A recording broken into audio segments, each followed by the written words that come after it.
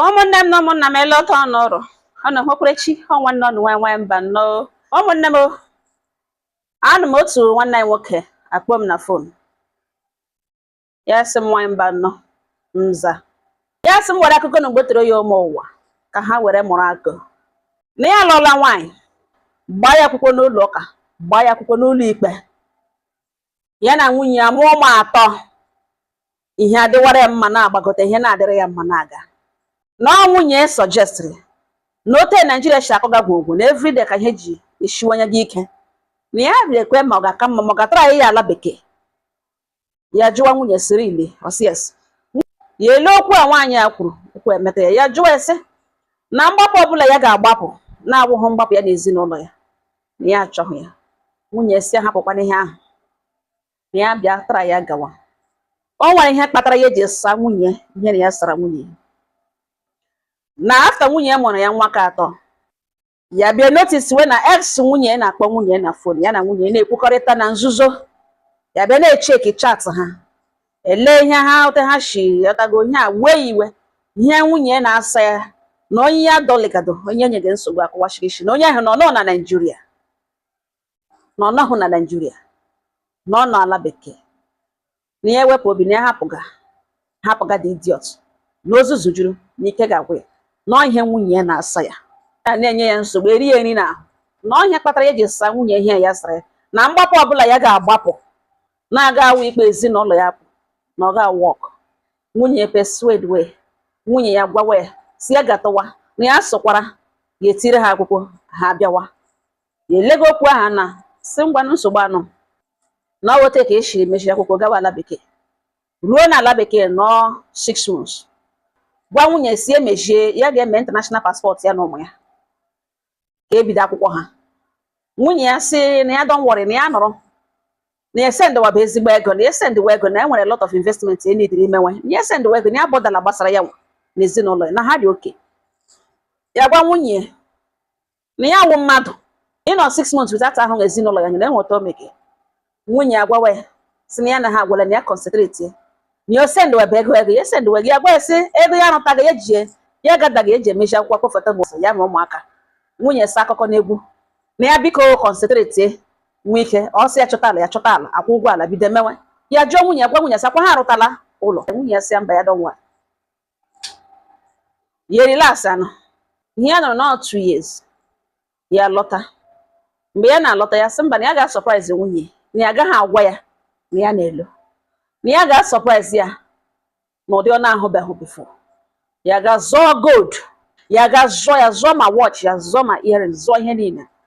zụchara ụmụ ya zụọ so na ya ga-surprise nwunye na ụdị ọ na-ahụbeghị before mmanya na plan lo ya gwadoghị nwunye sadi ama mana ya elowele ọ ya ka ya elorutere ga lodge ya na hotel nọrọ ebe azụchi ike o wetewezi aka oge mgbede nyere ka ebe 8 abalị ya chata na moto were ụba lụwa n'ụlọ ya lorute mbata ya na-abata pịa bell gate a new face na-awụghụ gate man ya edenwere ya ha yara denwe dị a new face ụzọ onye bịara mepe lee ya si ọwa onye ya gwa ya si na ọ ya nwa wụ landlord nwe ụlọ ebe a the man asị ya ya maghị onye ọwụ saa na ya hụbeghị mbụ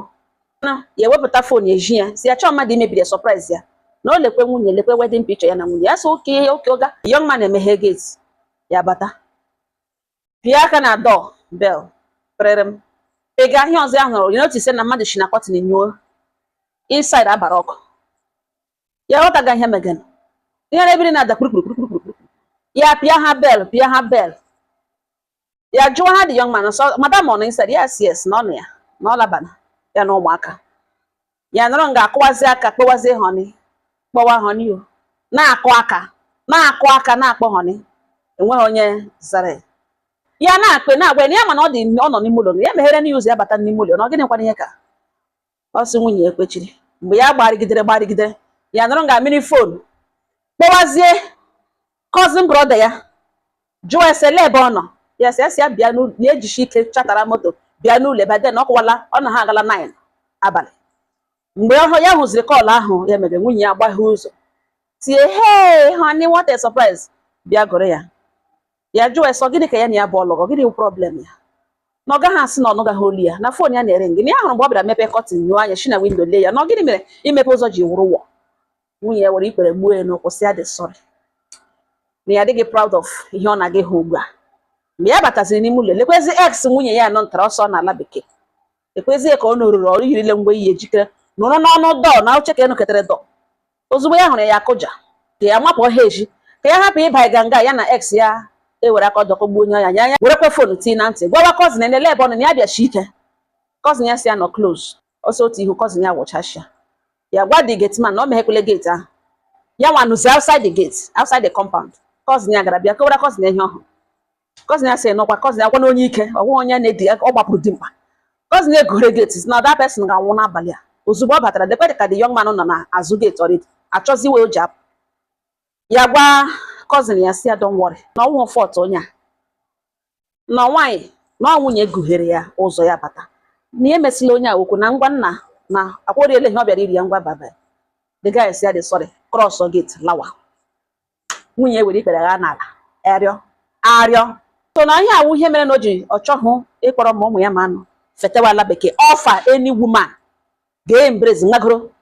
ga na force di ha kpọkọta na mụ na ụmụ mkpụ ka John anaghị ka John anaghị ọwụzie nwa narị ya so na ọ nọ hia na-enweghị inner joy nwunye ya si ya dị sorry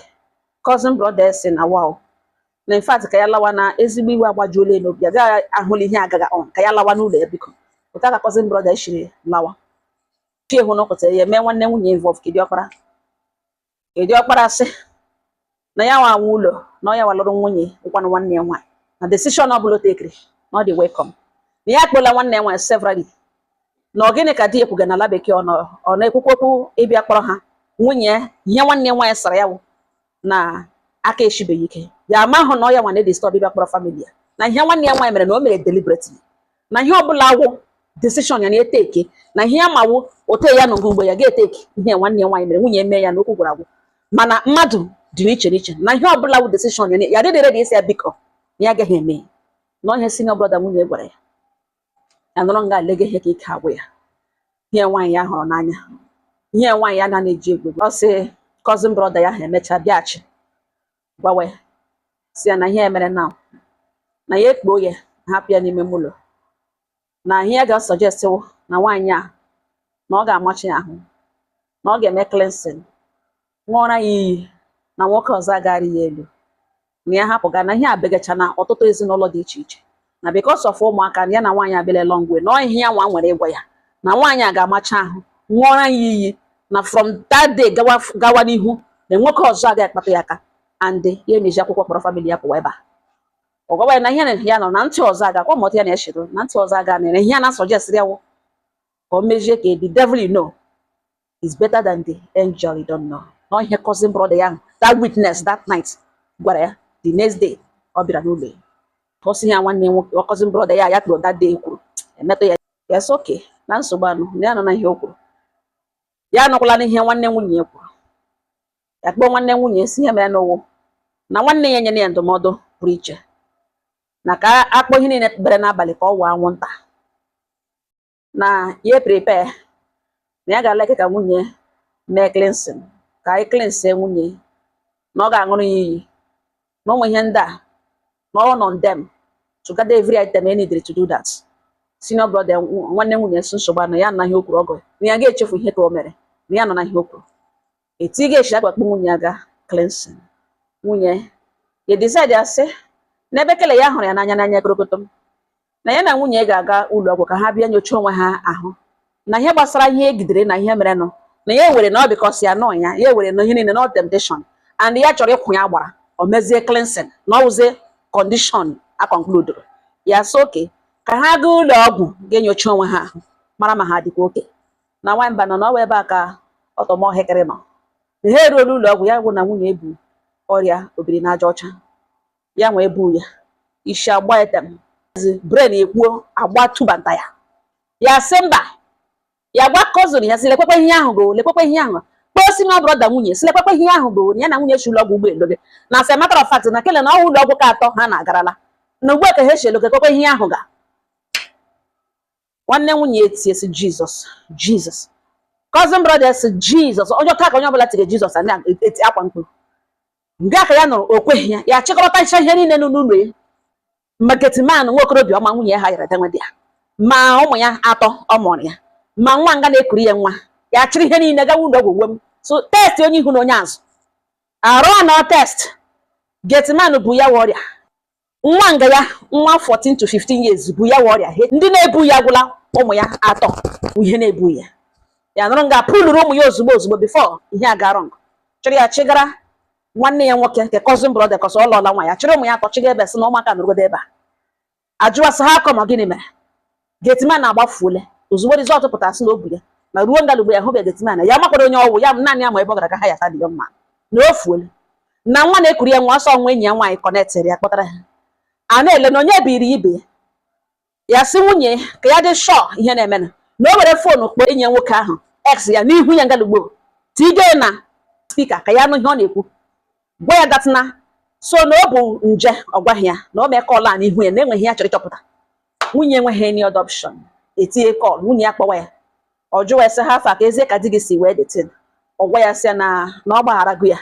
na ọ sị ya ga-eme cleansing mana enweghị ya nwa notisiri di ya dịbe ha wee ka o si bụrụzie h anyị na v ọ gwaghị ya the young man agwawa na ọ bụrụ na ọ hapụgaghị ya na ya agaghị agachọwa random girl vute ọrịa na mgbe ya na-eme ihe na ọ ma na ya dị faithful na ọ hapụrụ because ya ejighị ego ya kpatakwa na ego bịa na ya dị sorry na ọ gwakwa die na ihe eji si ya gwakwa die na die wee ezigbo mmadụ for the fact enwe nwoke ọ ga-awụrụ that night ọ mara ya ọgụ bịa kpọwa polisi mana o meghị ya o gughere gate si ya lawa na ọwụ fọt ya na ya larụrụ regret ya ihe e mere na ya gwakwa die na ọ bụrụ na ọ gwahụ die na ya ga-achọkwa wee gwakwa die na ya gwakwa die ọ sị nwunye ya jụọ esi na ọkwa nna di ya ebutela ya igbo mana ya sị na enwe ote di ya ga-esheri ya elu after ihe ọhụrụ na ọ ga-eteki a reasonable man 1 month or more than before ya obi elu before obi agbaghara oge na di ya arịbaghị elu na ọ bụrụkwa na di ya arịbaghị elu na ya nwakwala nwa gwakwa di ya na di ya ezigbo mmadụ na ya dị sọrị na ọnya nwaka ọsọ gị na ọnya tiri na ihe ya nọ n'elu ya na ya ṅụwa ọgwụ ya na onwe ihe ga-eme ọ sị nwunye were aka gbalịshi na-ele ya na-ele nwunye kpebe akwa gbanyụọ fon ya sị nwunye na kọl agwụbe na okpeghachi again jụọ ya sị ọ gịnị ka nwa nga ya ji buru detin na nwa nga ya o nyerịrị ya elu how come nwa nga ya ji buru detin kpọwakwa the guy ya sị ya na that night that day ya bịara n'ụlọ nọ 3 days na enwere shi that girl mere ya ekwensị buru ya yọtago ya mee detin with a small girl thinking that nwatakịrị na ọ mana be nwoke mana nwatakịrị agakọtagone so na ọ wote ihe shi na mistake na ya dị sorry gbanyụọ fonu na ntị ya jụọ nwunye so gị ga-akpọbata ex tụtụrụ ma nwa ndị mmadụ gara aga kpụrụ nne enwebe ịkpọtara dis gị gị kpọlara ha mere ha explain na enyi nwoke ebile nwa ha kpere ọrịa ka gbasara gị na ha abụọ na ya prepare onwe ya for divorce na ọ gwụrụ agwụ na nwa mba na m juderele mba ụwa na enwere reason ihe kwesịrị ime edenwe ya n'ime marriage ugbu a ụmụnne m ka m na-ekwu ọ ka gwụrụ m n'ọnụ uche nna m ya sị ịgbalịrị biko ụmụaka first kpọrọ ha secure their future nye nwunye m hụrụ bụ ihe ọ chọga ka ọ hụrụ ike ogologo okeke ya nọ n'ọka mgbede ụmụnne m a sị ihe mere onye ọzọ ka ndị ọzọ ji mụrụ akụ na ọ dịla ka ọ ga-adị na ya proses wala their divorce na nwunye ya kpụolu ọgbọ na ọ begidere na mmụ ya o yiwere onye ara ụmụnne m ọ na-ahụ na onye a gwara nọrọ ọ ngọ ha nọ m n'ọnụ udo dịrị ọnụ